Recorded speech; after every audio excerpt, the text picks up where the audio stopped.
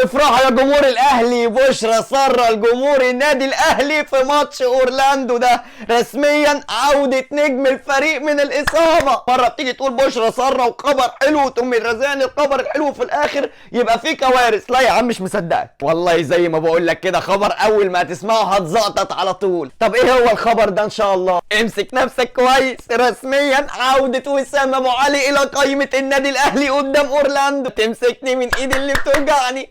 وسام رجع يا اهلاويه، يا ده الماتشات من غير وسام ملهاش طعم الحمد لله. طب خد عندك بقى الغيابات، غياب اشرف داري ويحيى عطيه الله، ده غير كمان غياب عمر كمال عبد الواحد وخالد بيه عبد الفتاح، وغير كمان ان احنا كده ما عندناش اجنحه، خلاص ما فيش اجنحه. بيرسي تاو بالسلامه اتكل على الله، وطاهر محمد طاهر لحد دلوقتي متصاب، حتى علي معلول يا عيني لحد دلوقتي ما تأيدش في القايمه. ايه كده ليه بتديني الفرحه وتاخدها مني تاني وتديني مكانها احزان؟ كل دي غيابات يا نهار اسود.